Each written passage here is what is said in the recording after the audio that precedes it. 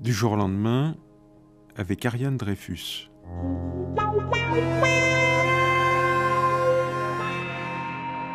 Ariane Dreyfus publie 2 livres chez Flammarion, Les Compagnies silencieuses et Quelques branches vivantes.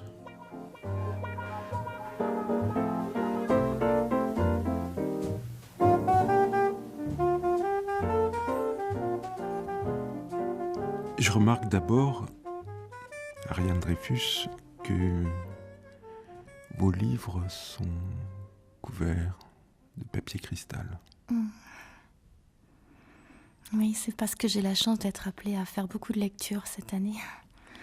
Donc voilà, c'était pour les préserver, pour pouvoir les prendre aussi souvent que je voulais, c'est tout. C'est un ami qui m'a donné cette idée. C'est précieux, un livre? C'est précieux, c'est-à-dire que oui, je veux qu'il m'accompagne. C'est moi sans être moi, c'est moi à côté de moi. Donc... Ça compte pour vous? Oui, enfin, je me rends plus compte parce que j'aurais plus l'habitude maintenant d'être sans les livres que j'ai écrits et les livres qui vont paraître aussi. Donc je sais plus, comme je suis un être sans mémoire, je sais plus ce que j'étais avant d'être sans les livres. J'ai l'impression d'être toujours au présent, même pas d'avancer en âge, d'être perpétuellement, de stationner dans un présent, voilà. Et les livres renforcent cette impression d'atemporalité, puisque dans Quelques branches vivantes, il y a des poèmes qui ont été commencés quand j'avais 16-17 ans, et s'ils sont là, c'est parce qu'ils sont toujours aussi vifs pour moi. Donc voilà. Pour stationner dans le présent, est-ce qu'il ne faut pas se débarrasser de tous les livres? Non, parce que moi, dans les livres, ce que j'entends, c'est la voix, les voix. Pas seulement la mienne, mais toutes les voix qui m'ont touchée, de poètes, de personnes. J'essaye toujours de faire en sorte qu'on entende les voix. Ça, j'utilise beaucoup des tours courants, des expressions parfois toutes faites. J'aime beaucoup, par exemple, un de mes poèmes qui commence par « Je voulais te dire merci pour tout à l'heure ». On a l'impression que c'est donné tout de suite par le réel. En fait, non, hein, ça a été écrit, ça n'a jamais été dit, mais quand je l'écris, je veux que ce soit comme si c'était une voix. Donc, j'ai pas d'attachement au livre en tant qu'objet. Non, pas du tout. Vous aimez vos poèmes comme si c'était quelqu'un d'autre qui les avait écrits? Oui, je suis ma première lectrice. Donc, et puis, les poètes et les poèmes que j'aime, je les aime parce que j'aurais voulu les écrire. Donc, oui, pour moi, autant les romanciers que j'admire, je vois un gouffre entre eux et moi, autant pour moi, la poésie, c'est un seul espace où les poètes se touchent les uns les autres. Quand on aime un poème, c'est pour toujours? Oui. Oui, je les ai complètement intériorisés. Il y a des tours de voix de poètes qui ont commencé certains poèmes, qui donneront une multitude de poèmes chez moi, et ça ne finira jamais. Les déserts de l'amour, par exemple, de Rimbaud, ou Mémoire, je sais que... Ou le simple fait de l'enfant accroupi dans l'avant-dernier quatrain du bateau ivre, celui que j'y pense, je peux écrire à nouveau un poème. Donc ça restera toujours, c'est des sources inépuisables. Ça ne peut pas arriver que des mots vous veuillent du mal? Si, mais dans ce cas-là, il faut les prendre aussi. Je pense que la poésie, c'est pas pour les choses faciles, au contraire, c'est fait pour nous aider à apprivoiser ce qui est difficile. Ça aide à dénouer la gorge. La sienne, celle du lecteur. Et un de mes modèles, je parlais de Rimbaud, mon deuxième modèle, c'est Supervielle, qui est un grand dompteur, calme, justement. Et voilà, j'essaie toujours de faire que le poème m'amène à une certaine acceptation, un sentiment, un oui, voilà. Au bout du compte, j'arrive à oui. Mais au bout du compte, les mots peuvent prendre le dessus? De toute façon, je me nourris de mots, j'ai besoin de mots. J'ai même le défaut d'y croire trop. J'ai une certaine naïveté vis-à-vis de ceux qui pourraient dire certains mots, mais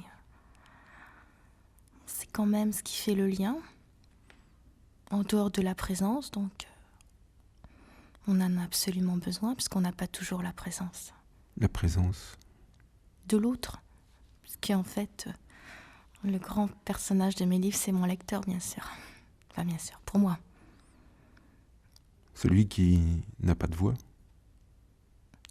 Oui, que je vais chercher avec ma voix, donc il peut m'entendre parce qu'il a une voix intérieure et on peut se rejoindre. Je fais pas de grande différence entre moi et mon lecteur. Je suppose toujours qu'il peut être, qu'on a un noyau commun.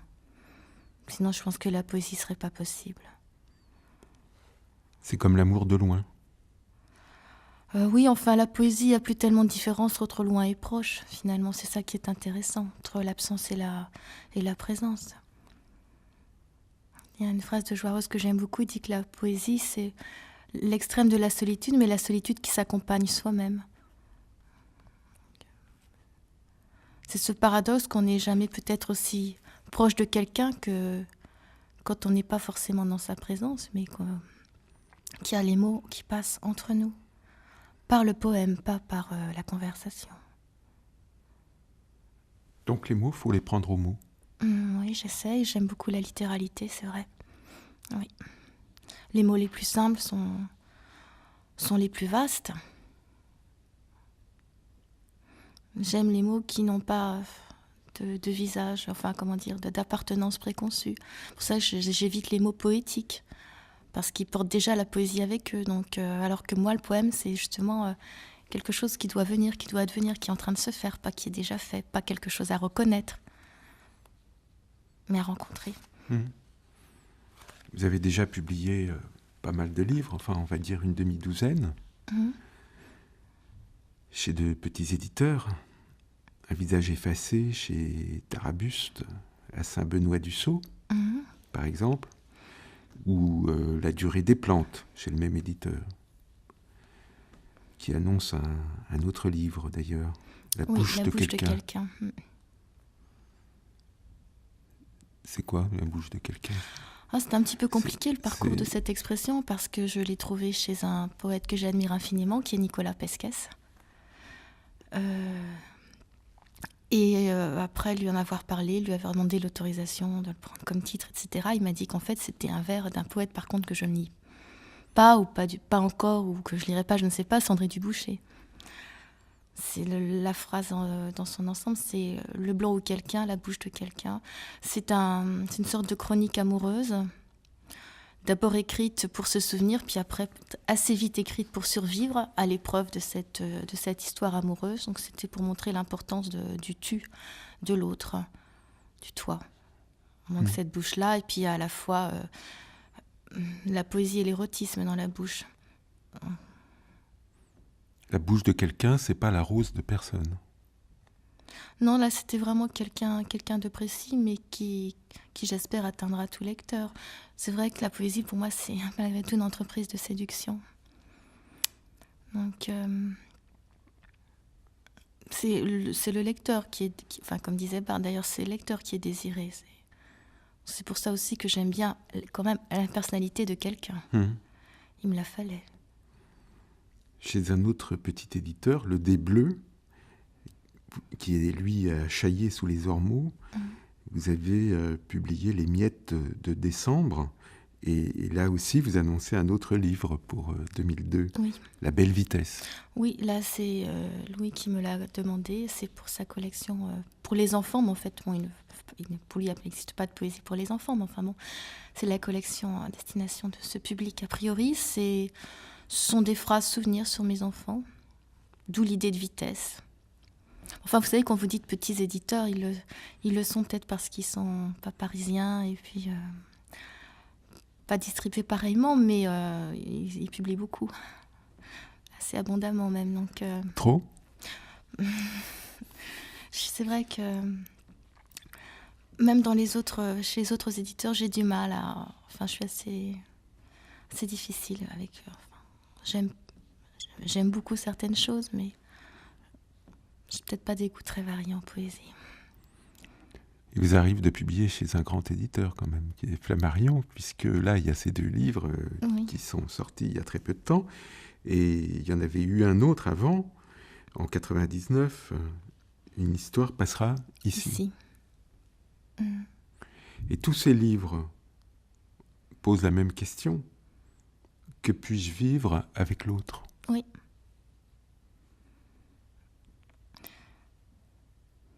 Ben oui, c'est la seule chose intéressante et importante dans la vie. Donc l'écriture peut y aider. Et c'est vrai que, en plus, le fait d'être de plus en plus reconnue et lue me permet d'être moins en moins distante de ce que j'écris, d'être de plus en plus celle que j'écris, parce qu'en fait, je m'accouche quand j'écris, je m'accouche moi-même. C'est une perpétuelle mise au monde. C'est toujours à faire finalement, sa mise au monde. Donc, plus les poèmes sont acceptés, c'est une grande chance d'ailleurs, plus on se sent accepté.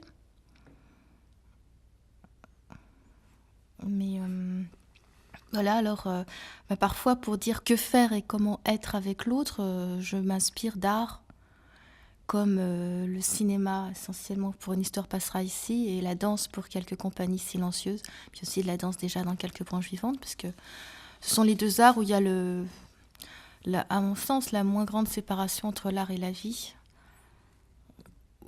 où la présence du créateur peut se faire quasiment invisible. Elle est là, mais une sorte d'hallucination. On a l'impression que c'est la vie, en fait, non. Mais la vie brille davantage, quoi, au cinéma et dans la danse. C'est-à-dire que les mots ne suffisent pas. De toute façon, pour moi, les mots, c'est... Vous voyez, comme les mots ne disent rien, c'est aussi la fin de mon premier poème Dans les miettes de décembre paru au Dé Bleu. Pour moi, les mots, c'est pas ce qu'ils disent qui est important. C'est un geste, un mot. C'est un geste vers le lecteur pour apparaître mieux moi-même, pour me faire naître, comme je disais. Donc qu'ils disent ou qu'ils ne disent pas. Oui, j'aime transformer les phrases en mouvement. Les mots sont des gestes. Voilà. La poésie est une chorégraphie. Disons que c'est du danseur dont je me sens plus proche, parce que lui, effectivement... Son art, c'est de se mettre perpétuellement au monde en s'engageant physiquement. Et je crois que la poésie a à voir avec le corps. Autant le roman m'impressionne beaucoup parce il a à voir avec le social. Enfin, pour moi, le grand roman, c'est quand même ça. La poésie, c'est quand même notre condition concrète, matérielle, mortelle, qu'elle doit assumer, dont elle doit traiter. Donc poète et danseur, c'est pas très très différent, parce qu'on est à soi-même son propre matériau, son propre horizon. Le danseur, son corps est un projet de corps. C'est pas un corps déjà tout fait, c'est un corps qu'il cherche, qu'il trouve, qui n'est jamais acquis, et qui d'ailleurs va se dérober, puisque c'est de moins en moins évident de danser plus on avance en âge. Donc c'est toujours quelque chose à conquérir et à maintenir en soi. C'est la pensée du corps. De plus en plus, je pense, plus on avance quand on danse, plus on pense ce qu'on fait. Heureusement d'ailleurs, puisque comme on vieillit, on est de plus en plus dans la pensée, ou dans du moins un geste moins spectaculaire. Donc on a besoin de cette conjonction entre la pensée et le physique. Je crois que la poésie et la danse sont là ensemble. C'est pour ça que de tous les films, ceux qui m'ont inspiré le plus pour Une histoire passera ici, d'ailleurs ils m'ont inspiré exclusivement, sont les westerns. Ce sont les films les plus physiques, avec les gestes les plus fondamentaux, comme monter à cheval, nouer un tablier, tomber par terre, traverser l'eau, se désaltérer, se laver, voilà.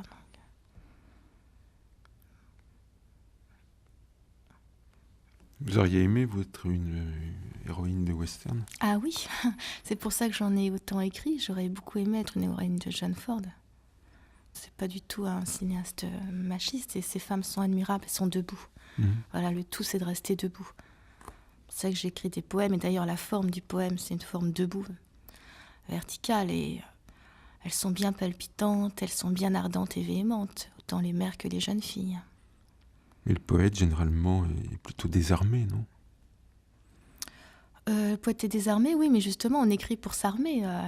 Et j'avais souvent... C'est pour ça, dans Une histoire passera ici, il y a beaucoup de poèmes qui commencent par ouvrir une porte. En fait, pour moi, c'est enjamber la distance qui me séparait d'un plan de John Ford. Donc c'est pour entrer dans un plan de John Ford. Alors, je peux vous lire la première page d'Une histoire passera ici, qui est vraiment l'intrusion dans cet univers. C'est un poème sans titre. Prends la poignée qui déjà craque au dehors. Oui, je suis dedans, mais c'est ma main qui saute une ligne et je saute d'elle.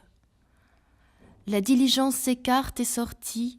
Je reçois du vent le souffle au visage, le sable aux cheveux, les jambes sous la jupe. C'est là qu'un plus beau ciel peut-être dans mes flancs éteindra les douleurs et les sables brûlants. Naturellement, j'en ai ramassé et que je laisse, mystère, mélange, glisser entre mes doigts. C'est un peu d'ouest. Je me baisse encore, j'attends que l'on hennisse. Ça, c'est un poème des Compagnies silencieuses? Non, c'est donc le livre paru, je crois, en 99, c'est Une histoire passera ici. Ah. C'est pour vous donner un exemple. C'est le livre précédent, alors? Oui. J'aime beaucoup cette page parce que vraiment, écrire un poème, c'est sortir de soi pour aller ailleurs, mais être encore plus en soi. Mmh.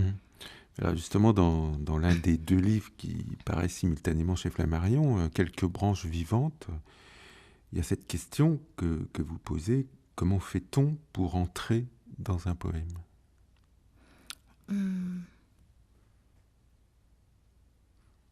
Ce livre-là, d'ailleurs, il faut le préciser, c'est un livre qui a commencé il y a longtemps. Hein. Ah, vous parlez des branches, quelques branches vivantes, comment fait-on pour entrer dans un poème? Oui.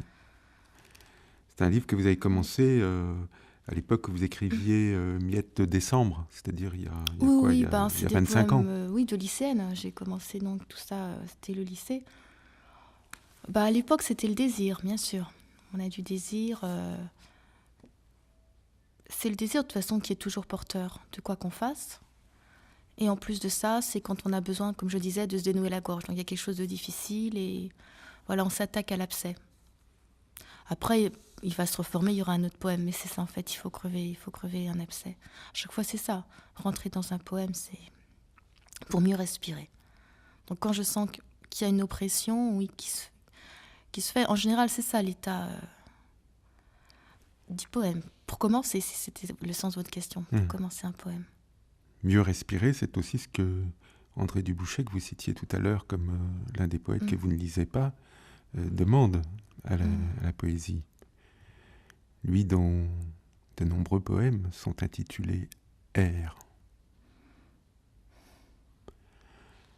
Alors, dans tous ces poèmes, ce qu'on retrouve aussi, c'est le langage de l'amour. Oui, enfin, je veux dire, de toute façon, l'amour, c'est pas un thème. En poésie, c'est pas un thème. C'est la posture poétique est une posture amoureuse. Donc c'est le principe même du poème. Quand je vous disais qu'on part du désir, c'est pas simplement le désir amoureux, c'est le désir d'exister aux yeux des autres, d'apparaître, de sentir qu'on est vivant. C'est tout ce qui s'oppose à la mort, en fait, le désir. Et puis vouloir apparaître aux yeux des autres, donc c'est séduire le lecteur, le happer. C'est très important pour moi, toutes les attaques de poèmes, pour qu'elles soient saisissantes. Et puis les clôtures, pour que le poème continue à résonner dans le lecteur. Donc voilà, c'est vrai qu'il y a beaucoup de poèmes d'amour qui raconteraient un amour, mais ça c'est quand la vie vient. Oui, c'est parce que là, comme j'ai peu de mémoire, comme je vous le disais, j'ai besoin de mettre mes trésors quelque part et je les mets dans mes poèmes. Du coup, je me dis, je vais pas les oublier puisqu'ils sont là, mais après, quand je relis les textes, je me dis, ah oui, je l'ai peut-être encore oublié plus vite que je l'aurais fait si j'avais pas écrit le poème, mais enfin tant pis, maintenant qu'il est dans le poème. Voilà, c'est donc à la fin de Quelques branches vivantes, il y a un très grand texte aux marches du palais qui est très fragmenté. Ce sont parfois une phrase ou un vers ou un peu plus. C'est vraiment pour me souvenir de tous ces moments-là, quoi. Oui, parce que quand je parle d'amour, je parle d'amour. Je lis par exemple « Quand tu as le geste grave d'écarter mes cuisses pour entrer, nous regardons ensemble l'obscurité. Nous n'avons pas de maison. » Oui. Ou bien, au téléphone, tu me demandes si je fais des choses. Si j'arrive à faire des choses.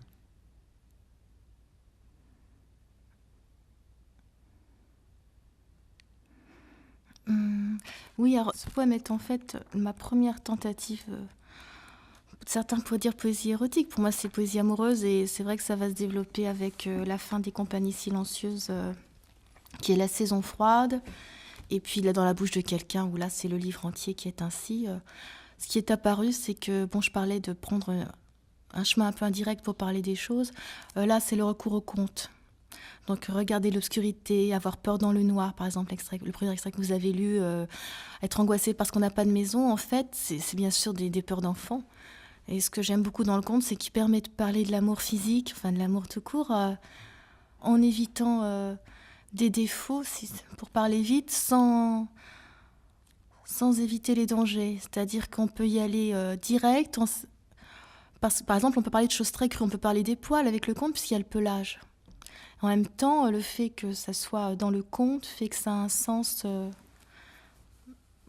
que le lecteur l'accepte beaucoup plus facilement que s'il n'y avait pas ça. Et ça a un sens profond, puisque, comme le dit Bettelheim, en fait, pourquoi il y a souvent un fiancé animal avant le fiancé prince? C'est parce qu'il faut accepter tout ce côté trivial et prosaïque de l'amour pour le vivre entièrement. Il y a ce passage un peu difficile, c'est ça qui m'intéresse, puisque moi, j'ai été éduquée dans la honte du corps et de l'amour. Donc la poésie, c'est une façon pour moi de restaurer ce contact-là, et le conte, c'est bien, parce qu'en plus, c'est quelque chose d'universel. J'ai un grand souci de toucher, tout le monde sait beaucoup dire, mais d'être lisible, d'être compréhensible par le lecteur, et donc de toucher forcément là son imaginaire. Une phrase comme celle-ci, je ne la trouve pas dans les contes que je lis à ma petite fille pour l'endormir le soir. La grande fierté, c'est d'être déculotté par toi. Bah si, déculotté, c'est un mot d'enfant. Donc je pense que c'est comme quand je dis les amants sont des enfants à la fin d'Aux marches du palais. C'est ça qui est bien, c'est que quand on se sent vraiment en confiance avec quelqu'un, on peut être 2 enfants, on peut être 2 vieillards, on peut tout être, on peut avoir tous les âges. Mais l'enfance, c'est vraiment... Je parlais du noyau, il faut le garder, ce noyau-là. Vous aimeriez retomber en enfance? Non, parce que de toute façon, ça y est, c'est fait. C'est inévitable pour tout le monde.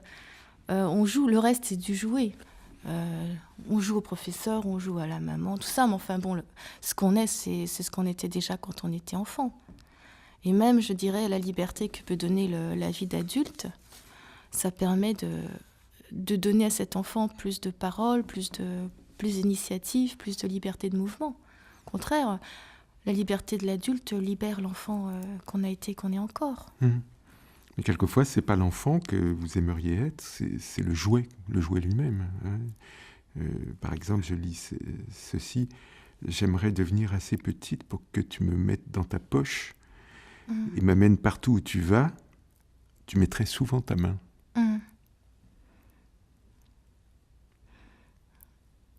Oui, je sais pas trop quoi vous répondre, mais c'est pas un jouet, parce que là, je serais quand même vivante, je sentirais les choses.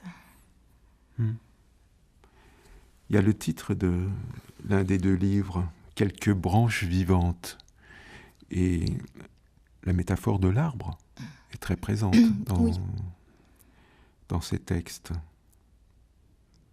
y compris dans l'autre livre, dans Les Compagnies silencieuses. Oui, ça se même dans tous mes livres, en fait. Dans Les Miettes de décembre, je dis que les arbres, ce sont nos parents de debout. Ce sont des présences tutélaires qui nous disent comment il faut être, qui se tiennent bien, qui en même temps sont très sensibles, et puis on peut les voir de loin et les toucher de près. Et puis bon, ça fait beaucoup penser au sexe masculin quand même, la forme du tronc, toucher le tronc, l'écorce, tout ce qui peut suinter, tout ça, il y a tout ça. Et puis il y a la forêt, les peurs, tous les contes. Je suis très marquée par le Petit Pousset, qui est un personnage de conte qui revient très souvent, qui va encore revenir dans mes livres.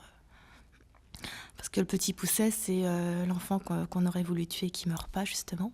Et puis le Petit Pousset, bien sûr, c'est Rimbaud, qui est une sorte de frère devancier, perpétuellement devant, et qui justement nous tire vers devant. Et là, c'est quoi la forêt que l'arbre pourrait cacher? Je ne sais plus dans quel texte. Ah oui, la forêt des années te cache un petit peu. Oh, c'est parce que c'est un poème, en fait, qui file la métaphore. J'aime beaucoup filer les métaphores. Là, c'est la leçon de Supervielle, parce que j'ai besoin que le poème ait son corps, donc ait sa cohérence, son organicité en quelque sorte, comme une fugue.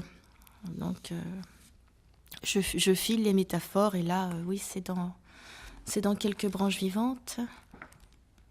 Je peux peut-être vous lire le texte en entier. Où que tu sois, je t'ai connu. Je tends une main, je me souviens. Je tends l'autre, le noir existe. Je touche du noir et j'aime seul. Tu me regardais pour tout, j'ai eu la maison dans tes yeux, mais la forêt des années te cache un peu. Quand je t'ai connu, tu n'étais pas encore étoile, tu m'embrassais plutôt les joues ou le menton, pas entre. Mes mains écrivent, ici je fais le feu. J'y brûle les arbres des jours, les branches des heures, les épines des minutes vite sèches. Au-dessus, dans le noir, tu embrasses la bouche de la distance, je veux dire où je ne suis pas. C'est toujours très long comme baiser, je ne sais plus où tu es. Si, sourire. Dans une chambre ou d'une chaise, tu me tenais la main, mais pas tienne. Nuit étonnante, luttant pour éclairer. Je ne suis plus l'attirante. Si, douce vie. J'étais rose dans la musique battante, tu as pressé mes côtes entre tes paumes. Rapide, il y en a dansé les lèvres. Si tu tombes ici, regarde ces lettres. Elles sont toutes petites, comme toi pour moi et moi pour toi là-bas. Tu m'as serré si fort pour me toucher. Doux ciel qui les retient, loin ou petite. Parfois je voudrais me coucher dans mon passé. Je sais qu'il est tout noir, mais chacun doit venir dans sa nuit. Les branches, c'est bien, mais les racines? Les racines, j'y pense moins parce que c'est vrai que j'ai très grande peur de la mort, la disparition. Et puis que je vous dis, comme je suis quelqu'un qui n'a pas de mémoire, qui veut toujours non pas repartir à 9 ou à 0, mais qui est sans cesse en train de renaître de ses cendres, c'est vrai que j'ai sans cesse des départs dans ma vie. Il y a beaucoup de choses que j'aurais voulu dire encore. J'aurais voulu parler des personnages parce que c'est pas fréquent qu'il y ait des personnages dans les poèmes. Des personnages qui sont des personnages des films dont il est question, des personnages réels, des danseurs par exemple, et aussi des personnages qui n'existent pas, que vous inventez. Oui. C'est l'intérêt d'écrire, c'est qu'on n'est plus enfermé en soi. On peut se disperser, se projeter dans d'autres corps, d'autres âges, d'autres sexes. Parce que dans une histoire passera ici, je m'amusais à être tantôt l'indienne, tantôt l'indien, tantôt la femme blanche, tantôt l'homme blanc. Parfois aussi le chien, les enfants pareil. C'est ça qui est bien, c'est de sortir de toutes ces limites. On a parlé de l'amour aussi, de l'érotisme. Et on a oublié de parler des baisers. Or, il y a beaucoup de baisers dans vos poèmes. Il y en a même un dans lequel je peux lire « On ne peut plus arrêter les baisers ». C'est dans quelques branches vivantes. Et ailleurs, il n'y a que les baisers qui comptent. Oui, je ne sais pas si mon goût est si personnel. Je pense qu'il est quand même relativement partagé. C'est ça qui fait que la vie vaut la peine d'être vécue quand même. Les baisers. Oui, entre autres, mais pas mal.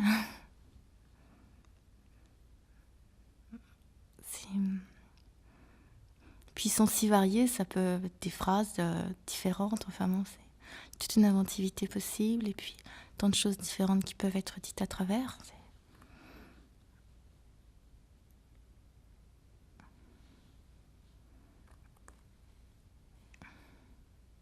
Beaucoup de baisers peuvent sortir d'une seule bouche. Oui. J'espère que les poèmes ne s'arrêteront pas non plus, donc ça ira toujours ensemble.